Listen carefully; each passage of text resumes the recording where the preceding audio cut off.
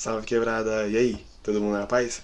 Então, no vídeo de hoje eu vou estar falando aqui para vocês sobre os direitos sociais da Constituição Federal de 88, certo? Então, só para vocês terem uma noção mais ou menos do que é, continuando aí a parada de direitos fundamentais logo em seguida, né? Que tá entre o artigo 6º e o artigo 11. Então fica aí de olho, demorou? O vídeo de hoje tá bem tranquilo, bem suave. Bora lá. Que a favela tava linda, que todas as paredes tinha tinta. Criançada corria no meio da rua e o céu tava... Então, os direitos sociais, eles foram criados na Constituição, o Constituinte, né, quem elabora a Constituição, ele pensou nesses direitos para complementar os direitos fundamentais. Os direitos fundamentais, por si só, eles não dão base para nada da Constituição, tá ligado? Eles precisam de outros fundamentos, de outras fitas da Constituição, outras legislações até mesmo separadas, para que esses direitos fundamentais sejam aplicados na prática, que não fica só ali no papel e na Constituição, tá ligado?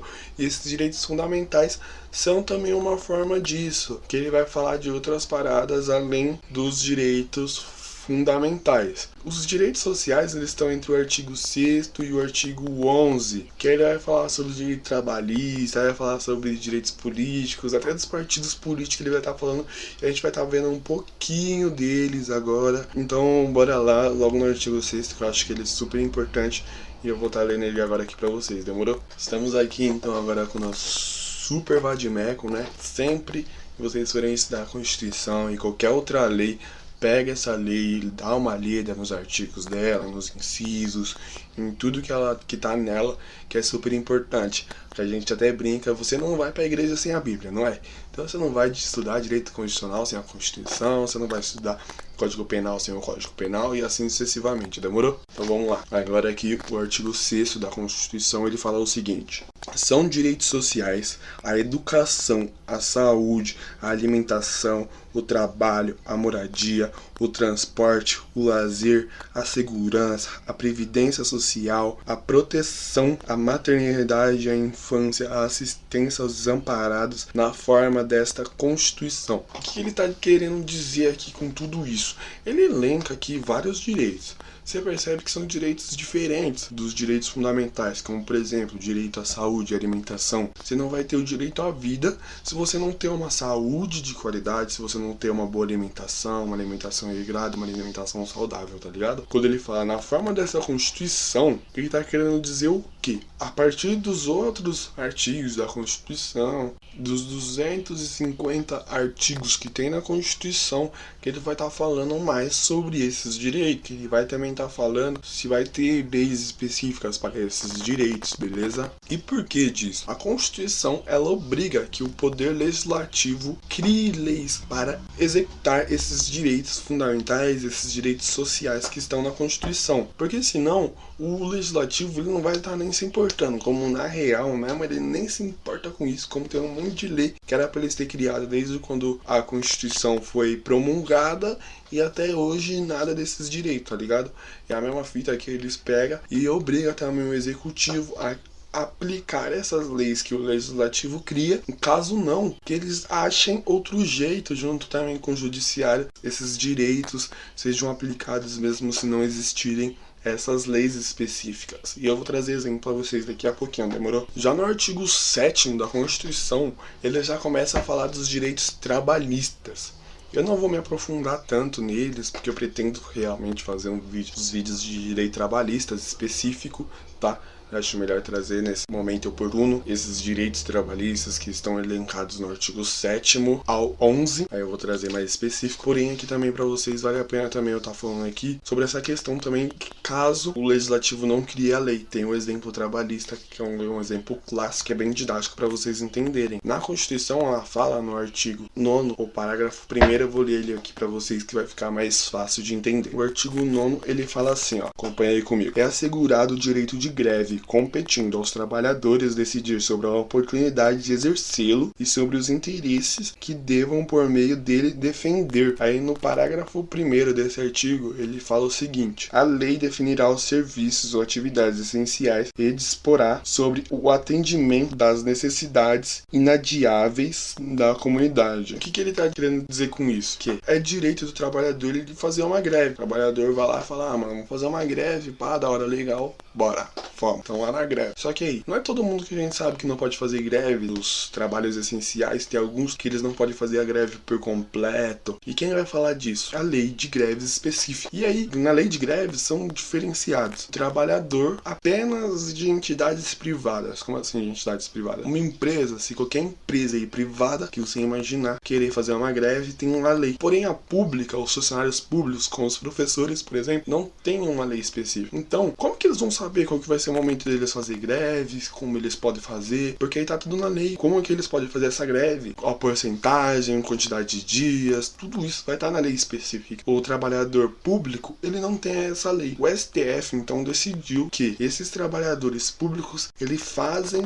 a greve de acordo com a lei privada, já que o legislativo, até hoje, desde 1988, não criou essa lei. E como vocês podem ver também, nesses artigos, né, do 7º em diante, até o artigo 11, eles estão falando dos direitos trabalhistas. Vale a pena você dar uma lidinha junto com a CLT, né? Se você quiser, você joga no Google aí, dá aquela lida nos artigos. E eles são importantes porque eles falam, por exemplo, que é direito do trabalhador às férias remuneradas, ao descanso remunerado, ao 13º, à própria greve e diversos outros direitos que a CLT dá para esse trabalhador também. A Constituição, ela garantiu ainda mais esses direitos, ela abraçou esses direitos, porque a CLT veio antes da Constituição Federal. A CLT veio no governo do Vargas, eu apontei isso no vídeo de História das Leis aqui no Brasil. Dá uma olhadinha se você quiser saber um pouquinho sobre como que veio essa lei. Como eu disse já também, pretendo falar sobre isso daí num vídeo específico de direitos trabalhistas. Então vamos pular ele agora que a gente vai para os direitos da nacionalidade. Como assim direito da nacionalidade? É aquele negócio, quem que é o brasileiro, quem que é o brasileiro nato, quem pode ser naturalizado, como vai ser esse processo aí, mais ou menos é estabelecido pela Constituição. Ela aponta ali o básico, quem pode ser. Ela aponta também os cargos que o brasileiro naturalizado não pode exercer por força da Constituição, como por exemplo, o cargo de presidente da República não pode ser um argentino naturalizado brasileiro, tem que ser um brasileiro nato, que é um brasileiro que é nascido aqui no Brasil, que ele é filho de pais brasileiros, tem tudo lá na Constituição. Se você quiser, você vai lá dar uma olhada, é o artigo 12 e o artigo 13 da Constituição, demorou? E o porquê disso? Estrangeiro naturalizado não pode ser presidente da República por possíveis conflitos de interesse. Imagina se o Brasil e a Argentina acabam entrando numa guerra e o presidente do Brasil é um argentino naturalizado, tá ligado? Aí vai ter um conflito de interesse, porque os brasileiros podem ficar desconfiados que ele tá ajudando ali a Argentina, tá ligado? E qualquer outra coisa, então pra evitar essas fitas é mais fácil não ter, tá ligado? E além disso, ele também traz a língua brasileira, que é a língua portuguesa, né, que é a língua oficial do Brasil, e os seus símbolos, como a bandeira e o hino nacional. Passando disso, no capítulo 4 da Constituição, ele fala sobre os direitos políticos. O direito do brasileiro que ele pode exercer aí é um reforço e ampliando ainda mais esse direito que o poder emana do povo. Logo no primeiro artigo da Constituição, no parágrafo único, fala que o poder emana do povo, né, por meio de voto. Porém, não é o único meio, tá ligado? A Constituição, no artigo 14, ela amplia esses direitos, que é o direito também do brasileiro a participar da sua democracia por meio de plebiscito, referendo e iniciativa popular. O que são eles? O plebiscito é a forma que o governo, ele pega e fala, puta, mano, e aí, vamos criar uma lei? Aí os caras falam, não, passa, mas será que os brasileiros vão gostar dessa lei? Fala, tá bom, vamos fazer assim então, vamos fazer um plebiscito, vamos chamar o povo para fazer a votação, se eles são a favor ou se eles são contra essa lei, tá ligado?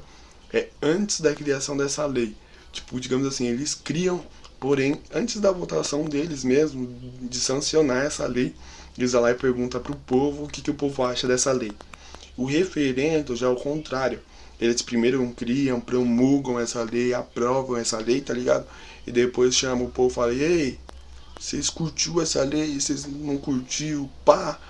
Tem dois exemplos desses dois. Em âmbito nacional, são os únicos dois da Constituição. O plebiscito foi em 1993. A Constituição mesmo, ela fala que depois de 5 anos da promulgação dela, seria votado por meio de plebiscito se o povo gostaria de ter uma forma de governo monárquica ou republicana e se seria parlamentarismo ou presidencialismo. E o povo escolheu por uma república presidencialista. Já o referendo foi mais recente, em 2005, que ele perguntou pro povo se o povo era a favor ou contra a venda e comercialização de armas de fogo, munição, pá, e essas outras fitas, tá ligado? Foi um pouquinho depois do Estatuto do Desarmamento de 2003. E por fim, a iniciativa popular, que é quando o povo pega, se junta, tá ligado? E vai lá e fala, ei, vamos criar uma lei. O exemplo disso é a lei de ficha limpa de 2010, que fez uma emenda na Constituição que todos os candidatos teriam que ter ficha limpa para poder concorrer a cargos políticos. Se falando também, né, em quem pode se tornar um político propriamente, de lá ter votação, pá. Na Constituição também tá aí quais que são esses requisitos. Se uma pessoa, se você querer se candidatar, você vai lá e dá uma olhadinha na Constituição, no artigo 14. Ele vai lá e fala como são esses requisitos para idade, pá, tá tudo lá nesse artigo. Além também de quem pode se abster dos votos. Como assim? Quem não é obrigatório a ir lá votar. No dia da eleição tem que ir lá votar. Quem não é obrigatório de exercer esse seu direito. Pode se abster se quiser, tá ligado? Na Constituição ele também tá falando como vai perder o mandato político. Tá dando ali uma base ali do que tem que fazer, certo? Pulando agora, a gente vai para o capítulo 5. Fala dos direitos dos partidos políticos. Incrível que pareça, né? Você pode pensar, ih, onde tá esse bagulho dos partidos políticos? Vá lá então na Constituição, no capítulo 5, o artigo número 17. E ele tá lá falando ali sobre os partidos políticos, certo? Como criar, como vai se extinguir o partido, pá, tá toda essa fita falando lá. Pretendo também, só que lá pro ano que vem, se pá, falar mais sobre esse bagulho de político, de partido político, como perder o mandato, tudo isso mais pra frente, que é mais próximo da eleição, né? Pra ficar mais fresco aí na mente de vocês. Na hora da votação a gente ter um pouquinho mais de consciência, a gente saber melhor em quem votar, como procurar tudo isso, como saber usar a Constituição em nosso favor, pra gente ver o que tá acontecendo de tudo errado aí no Brasil, que tem muita coisa. Inclusive, recomendo sempre pra vocês, leiam a Constituição, é super importante a gente entender ela, saber o que tá nela. A intenção do vídeo é praticamente pra não passar despercebido, tá ligado, esses artigos, porque senão depois eu pularia pra falar sobre as instituições do Estado, a organização, como o Estado se organiza, tá ligado? Aí vocês iam ficar, ih, mano, caralho, pulou um monte de artigo. O que é esses artigos? Pelo menos aí vocês vão saber o que é todos eles.